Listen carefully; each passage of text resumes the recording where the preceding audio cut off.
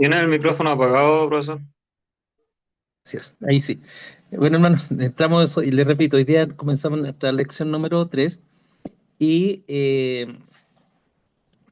que se refiere al segundo círculo de esta piedra en el estanque. ¿Se acuerdan que hablábamos que genera ondas? Entonces, siguiendo este mismo concepto, vamos a hablar de el círculo segundo, que es el contexto del libro que contiene el texto. Vale ser un texto, está dentro de un libro, sabemos los 66 libros de la palabra, entonces de esta manera forma parte de un contexto mayor el discurso o el versículo que leemos. Eso es lo que hoy día vamos a analizar, a estudiar y a meditar como de la lectura e interpretación de la palabra. Eh,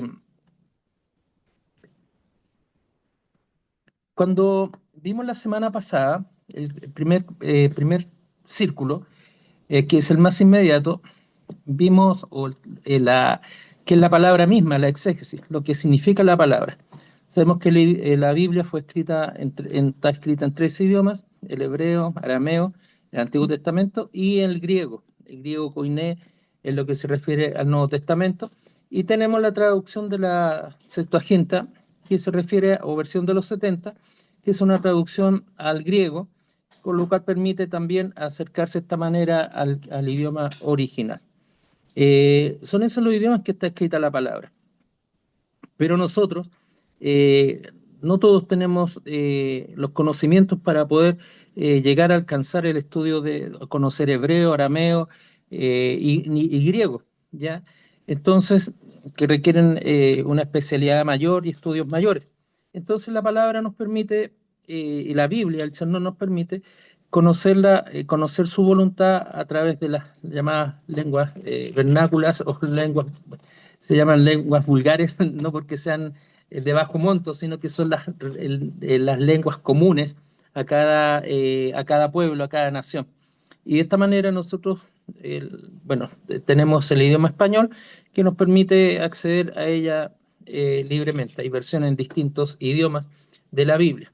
Pero hoy día vamos a pensar y a leer el enfoque dirigido al círculo más próximo que está dentro del contexto, o dentro del texto, perdón. En esta tercera lección incursionaremos en este segundo circuito o segundo círculo que involucra, no solo, involucra su contexto literario más amplio y se refiere al contexto del libro que lo contiene. No podemos tratar de interpretar un texto en forma aislada. Siempre el idioma, la lengua, el lenguaje tiene una lógica, voy a usar esta palabra, una lógica de entendimiento. Entonces, la escritura abarca un cuadro completo de pensamientos y propósitos de cada autor. De esta manera, las mismas escrituras servirán de marco y herramienta para aclarar y dar luz al panorama interpretativo. Entonces, bajo la dirección del Espíritu Santo. Aquí un paréntesis, no están los apuntes, pero está sucediendo mucho que hermanos están, eh, antiguamente, o sea, siempre se ha dado, muchas veces hay hermanos que hacen copias de otros textos, de otras predicaciones y lo hacen propio. Uno siempre tiene que tener una ética mínima de, aun cuando uno lea o haya sacado su texto de alguna parte, informar, digamos, si el texto o lo que ha predicado no es propio. Hoy en día se está dando eso mucho con la inteligencia artificial. Uno ve muchos textos de hermanos y uno que están siendo escritos de esa manera, eh, y uno siempre tiene que dar razón, digamos, de sus dichos. Ahora, hay que ser muy cuidadoso porque la inteligencia artificial es una herramienta válida, útil, pero no tiene alma, entonces, y no es guiada por el Espíritu Santo. Entonces, poner en los propósitos del Señor en la inteligencia artificial, yo creo que hay que ser muy cuidadosos. Es un llamado, digamos, a los hermanos que cuando usemos la IA, la usemos con cuidado, con respeto, sacando fuentes, teniendo mucho cuidado, que la inteligencia artificial no es el libro porque comete errores. así se habla, comete errores echándole la culpa a ella. Entonces la gente dice, y hay muchas citas hoy en día de ingenierías, de profesionales que están en otras áreas que están utilizándola y claro, la utilizan mal. Entonces, un llamado a los hermanos a ser cuidadosos en eso. Cuando algo es propio, y cuando algo es de alguien, es de alguien. Y así debe ser siempre dicho.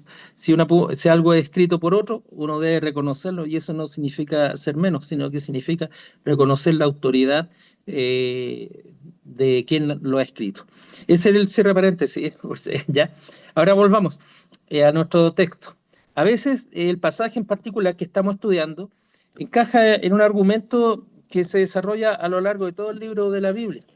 Por ejemplo, en el libro de Efesios, hay un lindo estudio de Pastor Hahnemann sobre santos, sobre la santidad.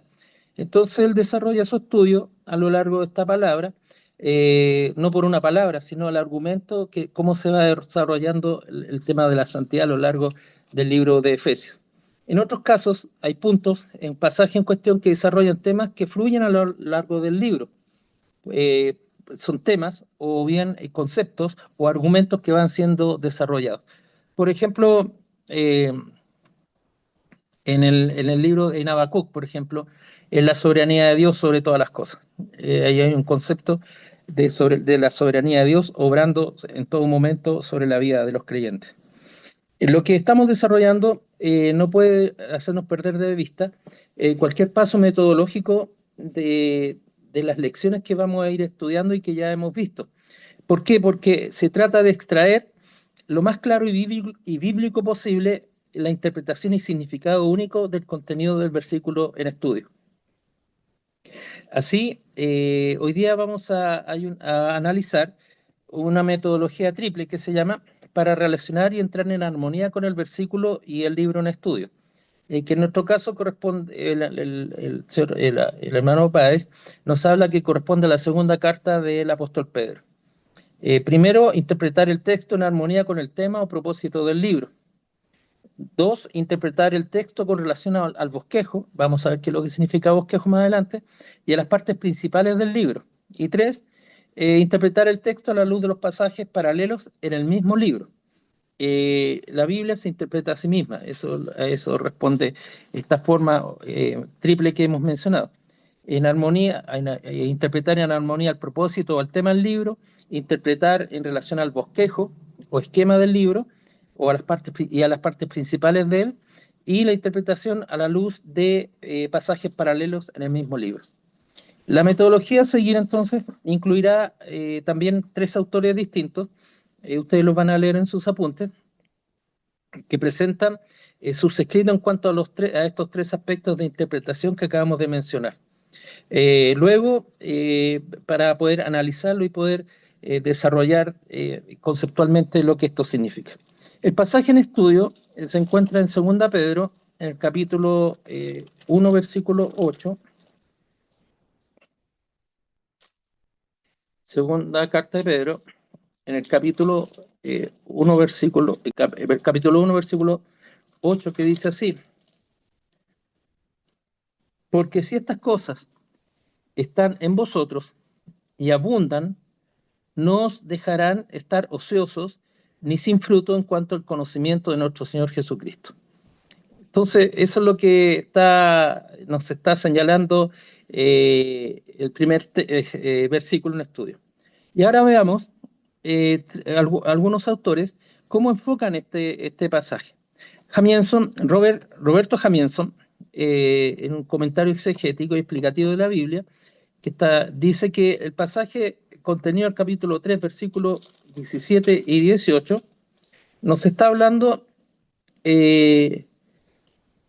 para que nos habla y nos coloca el fundamento de la carta, que es advertir a los lectores contra el error de los doctores falsos, y nos exhorta a crecer en la experiencia o en el experimental del conocimiento de nuestro Señor y Salvador. Entonces, eh, la base en que se descansa es ese conocimiento, que es el capítulo 1, versículos 12 al 21, que es el conocimiento de la fe, el conocimiento de nuestro Señor Jesucristo, para que de esta manera el conocimiento inspirado de los apóstoles y de los profetas se haga manifiesto en nuestra lectura y en nuestro entendimiento. Ahora, el peligro existente, como de antiguo, dice, estaba por surgir de enseñadores falsos, prontos a aparecer entre ellos, como por ejemplo nos dice que entre ellos Pablo también tuvo que enfrentarlos, como nos recuerda el capítulo 3, versículos 15 y 16, donde dice, y tened entendido que la paciencia de nuestro Señor es para salvación, como también nuestro amado hermano Pablo, según la sabiduría que le ha sido dada, os ha escrito, casi en todas sus epístolas, hablando en ellas de estas cosas, entre las cuales hay algunas difíciles de entender, las cuales los indoctos e inconstantes tuercen, como también las otras escrituras para su propia perdición. Entonces, Pedro, el apóstol Pedro, al escribir esta carta, nos exhorta a mirar, a mirar a nuestro Señor, mirar con detención y valora las cartas que Pablo ha escrito, porque en ellas nos hace ver y nos muestra la enseñanza de las escrituras. Ahora bien, él reconoce que también paralelamente hay falsos maestros, hay falsos enseñadores. Entonces, el gran antídoto es el pleno conocimiento de nuestro Señor y Salvador, por el cual conocemos al Padre, participamos de su naturaleza, nos escapamos de las contaminaciones del mundo y tenemos entrada en el reino de Cristo. La confesión de fe de Westminster nos dirá como un principio eh, bíblico, o sea, no como un principio bíblico, sino como un principio de, de interpretación, dice la regla,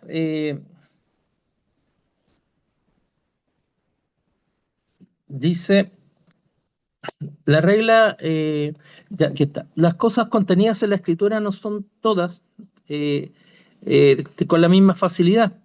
Sin embargo, las cosas que necesariamente deben de saberse, creerse y guardarse para conseguir la salvación, se proponen y declaran en uno u otro lugar de la escritura de tal manera que no solo los eruditos, sino aun los que no lo son, pueden adquirir conocimiento suficiente de tales cosas por el debido uso de los medios ordinarios. Esto significa que hay mucha enseñanza que puede ser difícil de entender, pero lo que está referido a la salvación está claramente expuesto en la escritura. Entonces, volvamos al apunte, dice el aspecto de Cristo presentado no es tanto el de sus padecimientos pasados como el del futuro Salvador reinante, su poder presente y su futuro reino nuevo. Este aspecto se toma como más adecuado para contrarrestar las falsas teorías de aquellos que niegan el señorío de Cristo y la segunda venida. Y Pedro, los dos mismos puntos que Pedro atestigua como apóstol y testigo ocular, es decir, su poder y su venida. Eh, Ahí siempre está la tensión permanente. El otro día un hermano preguntaba cómo uno va viendo cómo va discerniendo. Siempre hay una tensión, es tensional. Hay falsas doctrinas que niegan el poder de Cristo, la autoridad de Cristo, otros niegan su poder y otros niegan su venida. Entonces, eso es lo que es el parámetro en el cual eh, este autor, Roberto Jamieson, nos coloca la atención o el acento. Por otra parte, Eugenio Grimm, otro autor, dice que al leer Segunda de Pedro, cuidadosamente nos damos cuenta que el autor la escribió con cierta urgencia. Ahí hay otro aspecto que él destaca. Y en 1.15 dice, de Segunda de Pedro, 1.15, también yo procuraré con diligencia que después de mi partida vosotros podáis en todo momento tener memoria de estas cosas. Ahí está demostrando que hay una urgencia y lo explica de dos puntos de vista. El primero es que están entrando conceptos heréticos en las congregaciones. se están entrando enseñanzas falsas a las congregaciones, y las cuales ponían en duda la realidad del juicio venidero y promovían el libertinaje moral. La apostasía era un peligro real y por eso pide a los lectores, nos pide a nosotros, que seamos diligentes en el crecimiento moral para hacer firme su llamado y su elección. Pero la urgencia también nace, explica Eugenio Grimm, de que él sabe de su muerte inminente. En capítulo 1, 13 al 15, dice, su tiempo ya está por llegar, y este es su último testamento a las congregaciones. Y Pedro desea fuertemente que los cristianos continúen en la verdad después de su partida. Allá hay otro aspecto que destaca otro autor. También en el comentario del bíblico del siglo XXI, Wenan dice, ¿por qué fue escrita la carta?, se pregunta él. Y hay tres pensamientos dominantes en la carta. Él dice, lo primero que él ve es que el autor no tenía mucho tiempo más de vida en este mundo y tenía la preocupación pastoral de que sus amigos cristianos se mantuvieran creciendo en su discipulado. Eso es lo primero que se señala. Segundo aspecto que él ve, que las falsas enseñanzas se estaban esparciendo, lo que podía impedir ese crecimiento y por lo tanto debían ser denunciadas. Y en tercer aspecto que ve el comentario bíblico siglo XXI, el regreso del Señor era seguro y ellos debían de estar listos al respecto. Eh, ¿Por qué? Porque en su carta anterior, Pedro había hablado ya de su escaso tiempo de vida en este mundo y también había hablado de la venida del Señor. Pero ahora parece que en esta segunda carta dice Genam que es el motivo principal ahora de la segunda carta, que es denunciar las falsas enseñanzas que se estaban esparciendo, lo que impedía el crecimiento y debían de ser denunciadas porque era apostasía. Y pregunta, ¿qué dice Pedro a sus lectores? Primera de Pedro fue escrita para fortalecer a los grupos desparramados, usa esta palabra, diseminados de cristianos que habían sido llevados a enfrentar estallidos esporádicos de sufrimiento, en lo que se llama la diáspora, las persecuciones en contra de los cristianos, ¿ya? Ahora, la segunda carta de Pedro fue escrita con otro énfasis para alentar a los cristianos acosados de dos peligros. Ahora ya no son peligros externos, sino que ahora son peligros seductores de la falsa enseñanza que llevaría a una conducta inmoral, y los burladores que usaban el hecho de que Cristo no hubiera vuelto como excusa para la inmoralidad. Entonces son dos, ahí hay otro aspecto de lo que nos está mostrando este tercer autor, Wenham, sobre la segunda carta de Pedro. Y luego dice que en 2 Pedro, capítulo 3:1, Pedro expresa que dice, amados, esta es la segunda carta que os escribo, y en ambas despierto con exhortación vuestro limpio entendimiento. ¿Sabe? Exhortación es un llamado, es una comunicación. Entonces en ambas despierto con llamado, o sea, una comunicación fuerte a ustedes para que tengan un crecimiento sano y su entendimiento también sea limpio. Ahora, en 2 Pedro 1, 10 y 11 nos da la clave de la carta, que nos dice, por lo cual, hermanos, tanto más procurad estar firme en vuestra voluntad y elección, porque haciendo estas cosas no caeréis jamás. Porque de esta manera os será otorgada amplia y generosa entrada en el reino eterno de nuestro Señor y Salvador Jesucristo. Entonces, es un pensamiento cristocéntrico que conduce a la vida dirigida a Dios, que nos reasegura que hayamos sido llamados por Él y nos capacita para mantener una relación inquebrantable con Él. Esto nos empuja hacia la meta final de la bienvenida al reino de Cristo cuando éste regrese. Es importante este tema porque hoy en día nos encontramos también bajo presiones. Muchas predicaciones no hablan de Cristo. Es triste decirlo, pero se habla de la persona, se habla de las circunstancias, se habla de las cosas, pero falta, yo uso un concepto, hermano Hernán ahí me conoce, un concepto llego a la escalada. Igual que subir un cerro, falta subirla a la cumbre. Entonces los hermanos muchas veces en sus predicaciones olvidan que la palabra es cristocéntrica. Que hablan de, por ejemplo, Proverbios 31 sobre que habla de la madre, y olvidan a Cristo y hablan de la mamá, de la mujer. Está bien lo que se enseña, pero Cristo dice la palabra, está en las escrituras hablan de mí. Entonces, la labor del predicador, la labor de la enseñanza, es enseñar a Cristo, mostrar a Cristo en las escrituras y no caer en falsos moralismos o teologías que distorsionan el entendimiento.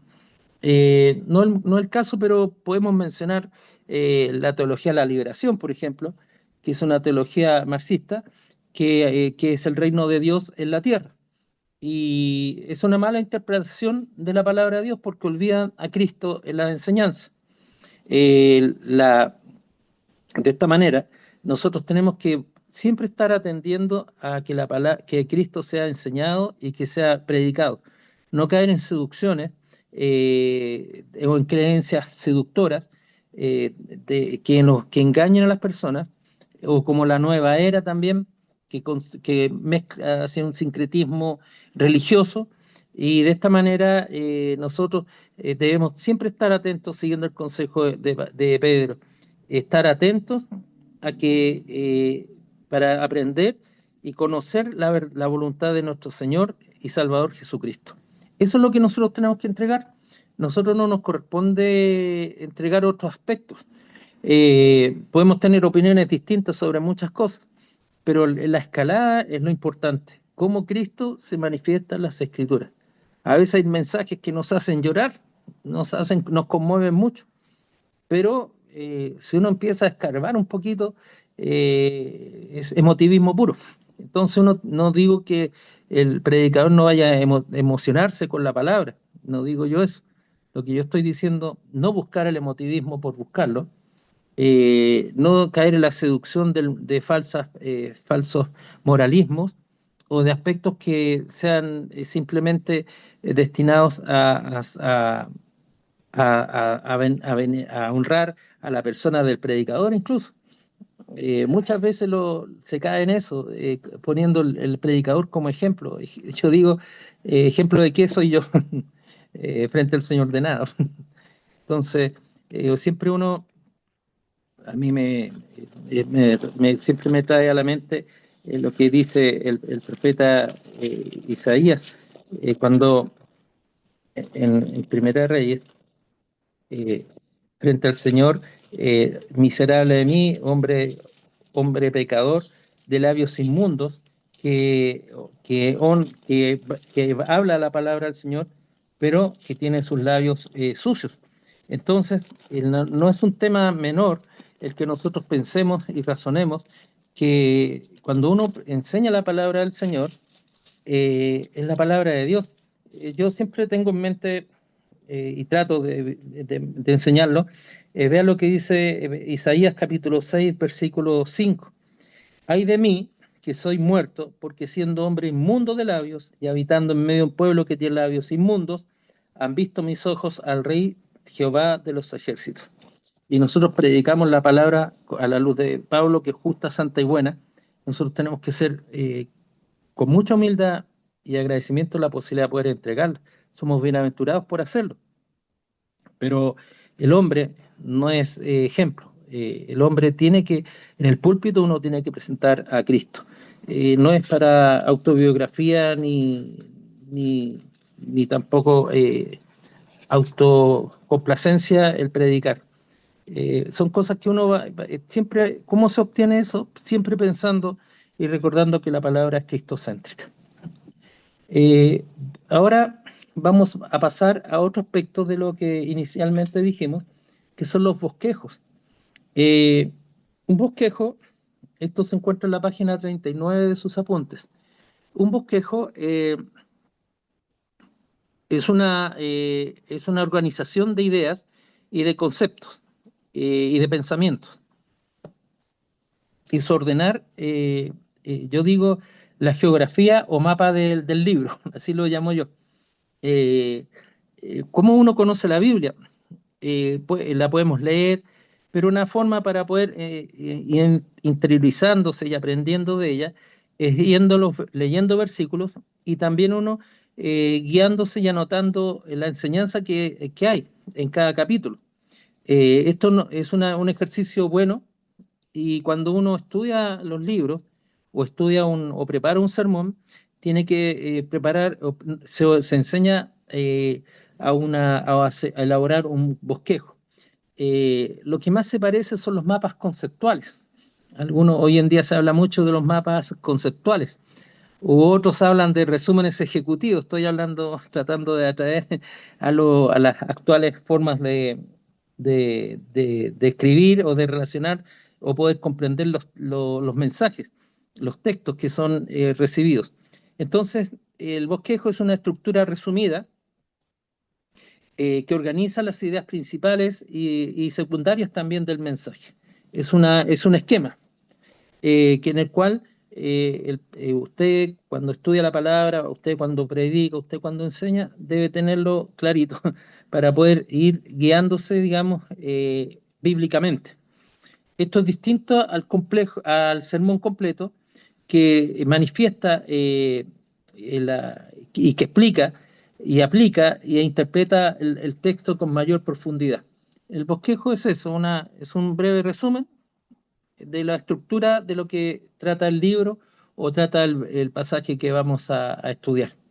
Entonces, en esta forma, que el bosquejo en esta forma general y rápida del contenido de un libro, eh, para ser expuesto en un sermón que es mucho más extenso y complejo.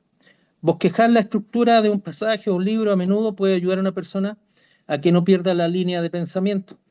Eso también es importante. Eh, Muchas veces uno escucha predicaciones o hermanos que empiezan en A y después se van a otro texto y terminan en cualquier parte menos donde empezaron. Entonces termina siendo una excusa del texto en la primera lectura porque nunca más volvieron a la palabra. Entonces uno siempre tiene que volver a la palabra y una forma de poder hacerlo muy práctica es tener un bosquejo. Uno puede hacer paréntesis en el sermón, pero a veces hay sermones que, como les digo, parten en A y terminan en Z y otras veces no saben cómo volver. Entonces, para eso es el bosquejo. Entonces, pero eso se ejercita de forma práctica. Y aquí ustedes la tarea que van a tener en su apunte, les va a ir enseñando cómo hacer un bosquejo. Ahora, una interpretación correcta de cualquier versículo debe estar en sintonía con los propósitos primarios y en general del escritor que fue inspirado por el Espíritu Santo. En este caso, ¿qué es lo que es la intención? Es sumergir el texto dentro del esquema de pensamiento de toda la carta. Es como un mapa. Como les decía, para mí es el mapa del libro. Uno aprende a guiarse en el libro, tiene un hilo conductor. Ahora, hay muchos hilos conductores como lo vimos ahora, recién. No digo que es una interpretación y no es la única válida, eso sería romanismo puro o iglesia ortodoxa. Nosotros somos libres para interpretar la palabra del Señor, pero tiene que haber un orden, tiene que haber un esquema de pensamiento. Y eso es lo que nos ayuda a poder conocer y aprender a poder enfrentar adecuadamente la lectura de un texto. En la página 39 de sus apuntes, eh, eh, eh, se nos presenta un bosquejo elaborado por John MacArthur, eh, que habla sobre todo el libro y lo divide en cuatro partes. ¿Ya? La primera parte, la segunda, la tercera y la cuarta, dice, la primera son en cinco partes un saludo. El capítulo 1, evitemos la falsa enseñanza, y subdividido en letra B y C. En el bosquejo de la segunda parte, evitemos la falsa enseñanza, comprendiendo las escrituras, antes comprendiendo la salvación, ahora comprendiendo la escritura. que ahí hay dos subdivisiones. En la tercera parte, evitemos la falsa enseñanza, descubriendo los falsos maestros que se han infiltrado, su atrevimiento, su impureza, su influencia. Ahí va explicando el apóstol las distintas formas o manifestaciones de estos falsos maestros. Y la cuarta división, evitemos la falsa enseñanza, comprendiendo el futuro, la certeza del día del Señor y las implicancias prácticas del día del Señor. Uno puede ver la carta de Pedro, segunda de Pedro, que tiene 3 capítulos, pero también eso mismo lo puede aplicar, por ejemplo, en Salmos, en los libros de Salmos. Voy a llevarlo abran si quieren sus Biblias, en el capítulo 3 de Salmos. Esto no está en la apunte, pero es para más o menos entender. Eh, Mire, él dice, por ejemplo, el capítulo 3, yo lo divido en 5 partes, ¿ya? Eh, la primera es es una, es una petición. Lo primero es el contexto. Se encuentra el versículo 1 y 2. Del versículo 3 y 4 es una alabanza al Señor, que Él lo protege. El versículo 5 y 6, 5, bien digo, el versículo 5 nos está hablando ahora de que en paz me acostaré y asimismo y dormí. Yo me acosté y dormí y desperté porque Jehová me sustentaba. No temeré a 10 millares de gente, es decir, allá ahí, frente a la dificultad, buscando la gloria de Dios, él sabe, el salmista, que tiene reposo. En el capítulo 3:7, Salmo 3:7, vemos la justicia de Dios obrando. Y en el versículo 8:8, capítulo 3, versículo 8 de Salmos, es la declaración del amor, la paz y el gozo que tenemos en la salvación en Jehová. Ahí tenemos un ejemplo de un puro salmo. Y podríamos ver, y ustedes hagan ejercicios, los invito a que divídanlo cuando tengan un salmo, creo que es bueno, vayan dividiéndolo y van a ir comprendiendo el sistema de esquemas que les va a permitir analizarlo, poder reflexionar con mayor cuidado y de esta manera, poder ser guiados por el Espíritu Santo adecuadamente. Ahora, volvamos a la clase. Como el apunte está hecho en segunda de Pedro, vamos a seguir en segunda de Pedro, ¿ya? Ahora, ¿cuáles son las conclusiones de interpretación del texto relacionado con el bosquejo de MacArthur? Eh, MacArthur, al estructurar su bosquejo, trae como fase las falsas enseñanzas desde el inicio hasta el final de la carta. Y estas cartas se contrarrestan con lo grande de nuestra salvación. Y las escrituras son las que contrarrestan la falsa enseñanza. Así se descubren los falsos maestros y comprendiendo nuestro futuro cuando nos reunamos con nuestro Señor. Así, en nuestro texto, en 2 Pedro, capítulo 1, versículo 8, que hemos leído antes, nos dice que estas cosas pertenecen a la vida y a la piedad y nos han sido reveladas por el divino poder de Dios cuando nos llamó y se dio a conocer. Es decir, nos capacitó, en nuestras palabras. Y todas estas forman parte de la naturaleza divina. Son el fruto del Espíritu, la fe, la virtud, el conocimiento, el dominio propio, la paciencia, la piedad, el afecto fraternal y el amor. Después de huir de la corrupción que hay en este mundo, cuando ponemos toda la diligencia para que abunden estas cosas, trae como recompensa estar listos para crecer espiritualmente.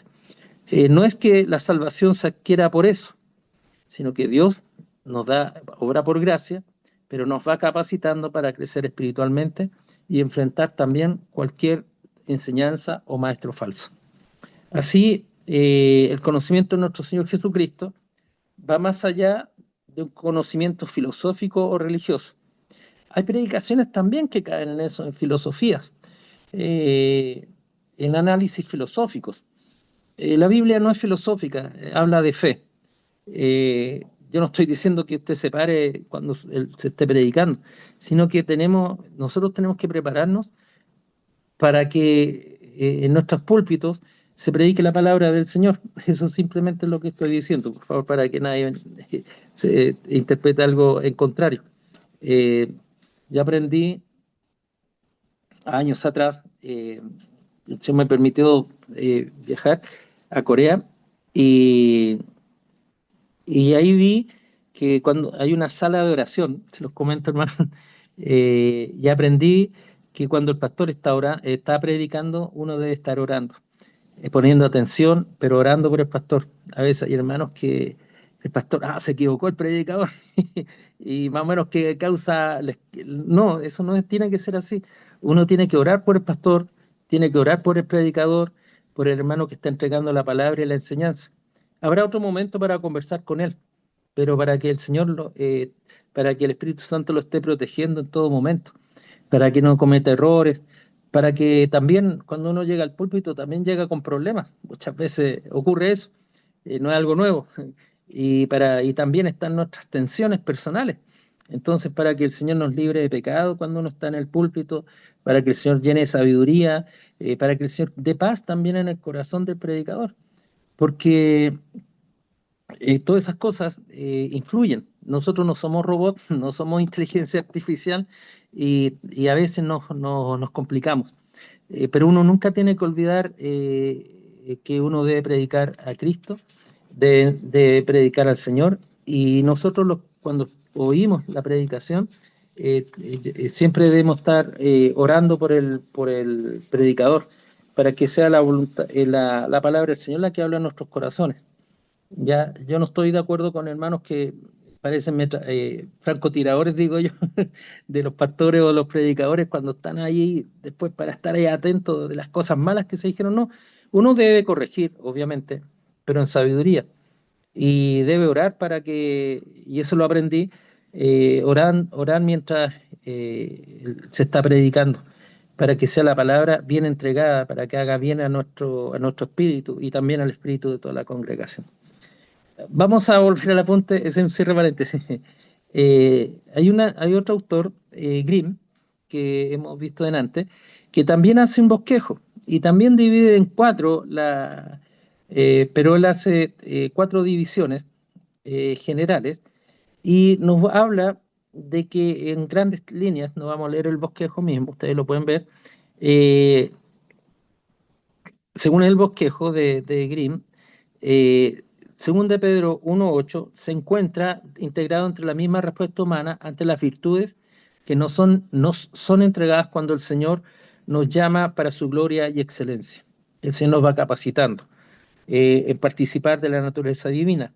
No nos hace dioses, ojo con eso, sino responsables como humanos creados de cuidar y vivir en la práctica las virtudes morales que aparecen en los versículos 5 y 7. Vuelvo a insistir, no es para salvación, sino que como manifestación del obrar de Cristo, del Espíritu Santo en nuestros corazones, estas virtudes se hacen manifiestas. Y este bosquejo de Grimm, notamos su énfasis en el crecimiento cristiano. Él profundiza sobre el crecimiento cristiano. El escape de la corrupción de este mundo nos mueve a ser responsables en mantener las virtudes y enseñanzas bíblicas como parte fundamental de nuestra conducta, en contraste con las personas que no conocen a Cristo. Y esto no es para jactarnos, sino para ser mucho más misericordiosos y mucho más agradecidos del Señor y pedir al Señor ser buenos instrumentos en sus manos para llevar el Evangelio a las personas que no conocen a Cristo. En Juan 3:21, el Señor,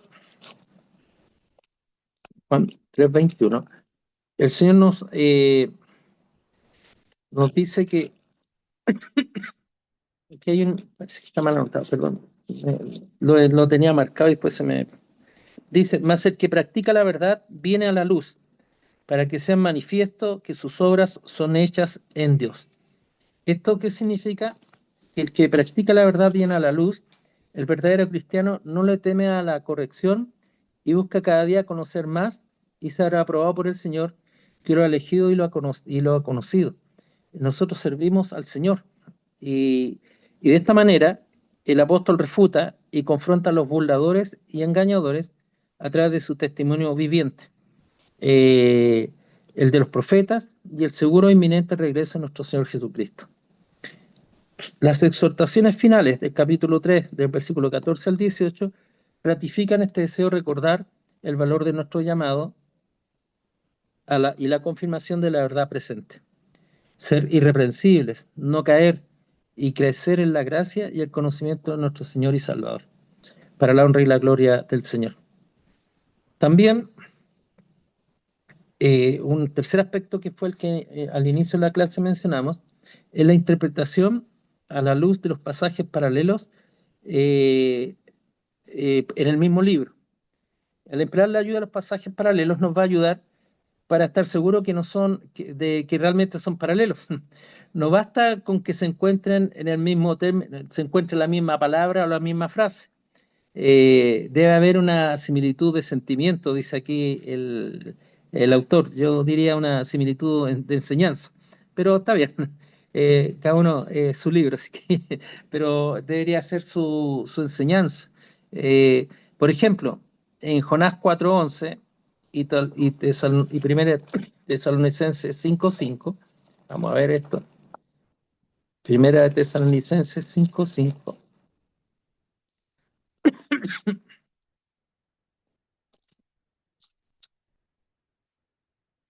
Ah, 5:5 nos dice lo siguiente: porque todos vosotros sois hijos de luz e hijos del día, no somos de la noche ni de la tiniebla.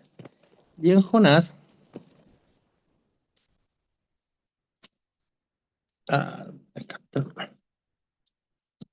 En Jonás 4:11 nos dice: no tendré yo piedad de Nínive, eh, en aquella gran ciudad donde hay más de 120.000 personas que no saben discernir entre su mano derecha y su mano izquierda y muchos animales. Entonces, muchas veces eh, algunos pretenden, aquí no hay un paralelo. No es que en el texto griego, o sea, perdón, en el texto hebreo, dice hijos de la noche, la expresión hijos de la noche, es no saber discernir. Entonces aquí no hay una relación aunque la palabra se habla hijos de luz o hijos de noche, no dicen relación uno con otro, porque en el 5:5 de 1 Tesalonicenses nos está diciendo vosotros sois hijos de luz hijos de luz e hijos del día. No somos de la noche ni de las tinieblas, ¿ya? Entonces aquí hay personas que establecen paralelos donde no los hay. Igual que Proverbios 22:2 y los se menciona 29:13, que a veces son considerados como tales, que se refiere a que el pobre y el rico, mejor lo voy a buscar, para no equivocar. Proverbios 22:2 dice: el rico y el pobre se encuentran, a ambos los hizo Jehová. Y el 29:13 dice lo siguiente, también de Proverbios: el pobre y el usurero se encuentran, Jehová alumbra los ojos de ambos. Son situaciones distintas. El rico no significa que sea usurero, simplemente está diciendo que frente al Señor, el rico y el pobre no, son iguales. Ellos se encuentran y a ambos los hizo Jehová. No hay una mejor posición del rico o del pobre sobre el otro, de uno sobre el otro, porque a ambos los hizo Jehová. Y el capítulo 29:13, el pobre y el usurero se encuentran, Jehová alumbra los ojos de ambos. Es decir, que Jehová guía la mano, o sea, está obrando sobre la vida de ambas personas. Eso es lo que se refiere. Son dos cosas, dos conceptos distintos. Pero, ¿qué es lo que se trata acá? Eh, cuando no tengamos claridad en un pasaje, cuando no podamos explicar un pasaje oscuro, no tenemos que ir a un pasaje igualmente oscuro. Es necesario, debe guardarse cuidadosamente contra el error de tratar de ilustrar un pasaje perfectamente claro por medio de uno que no lo es. Es tratar de colocar elementos donde no lo están. El otro día lo mencionábamos.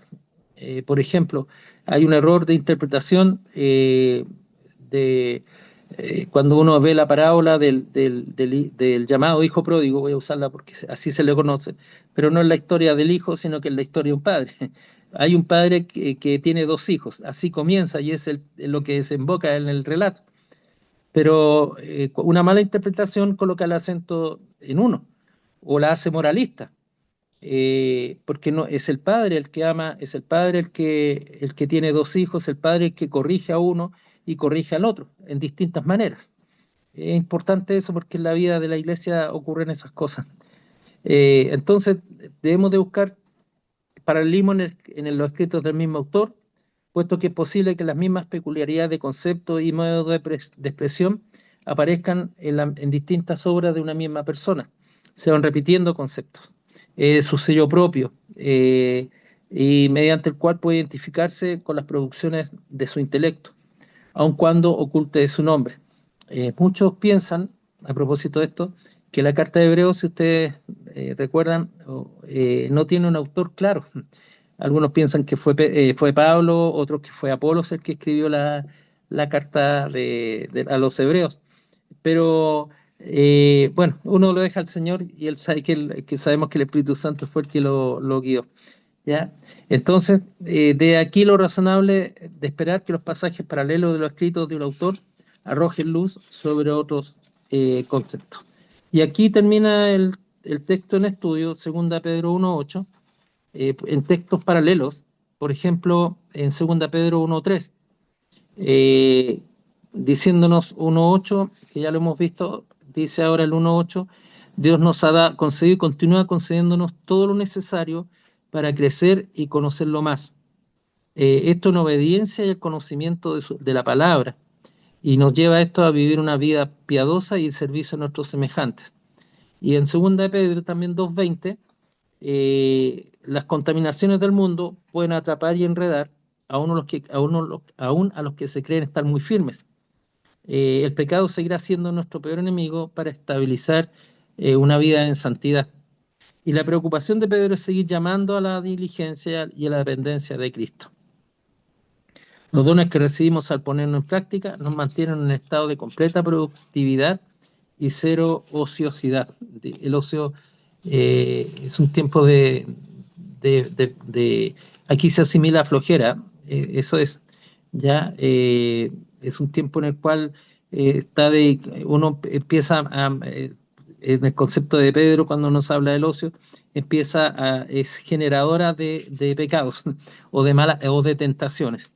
Y el tercer paralelo lo encontramos en 2 Pedro 3:18, dice: Creced en la gracia y conocimiento de nuestro Señor y Salvador Jesucristo, a Él sea la gloria ahora y hasta el día de la eternidad. Amén. La palabra de conocimiento es vital para los lectores de esta segunda carta. Estar alertas es una constante que debe asumirse para evitar ser presa de los indoctos y los inconstantes que tuercen la interpretación de las Escrituras. Así, para concluir este segundo círculo de contexto estudiado, nos damos cuenta de la responsabilidad que tenemos en el momento de extraer el significado único de un texto leído. El no entenderlo por el hecho de ser complejo no nos da el derecho de torcerlo y enseñarlo a la ligera. Nada más acertado es estudiar a plenitud y en detalle la línea de pensamiento del autor a lo largo de todo el libro que lo contiene. El Espíritu Santo lo inspiró con un fin para que se escribiera y es nuestra responsabilidad eh, descifrar la claridad de su propósito. Eh, para eso volvemos a lo básico. Tenemos la Biblia, tenemos la oración. Hay libros que son de autores que son serios, que sabemos que tiene un pensamiento que es serio y no es un pensamiento libertino o un pensamiento que va en contra de la palabra. Entonces tenemos tratados y tenemos el consejo también de los hermanos para ir aprendiendo cuando un pasaje nos resulta oscuro, nos resulta dudoso. Aquí, frente a la palabra, hay que ser los más humildes del mundo. Si alguien cree que sabe todo, está equivocado. Aquí no se trata de saberlo de memoria, sino cómo podemos nosotros enseñar la palabra del Señor, cómo nosotros recibimos la palabra. Y siempre también yo recuerdo lo que nos dice Apocalipsis 1:3, que somos bienaventurados por leer la palabra, por escucharla y por guardarla. Que el Señor nos bendiga, mis amados hermanos. Sé que fue un poquito intenso, pero por el tiempo, pero no sé si hay alguna pregunta, alguna duda. ¿Alguna aclaración?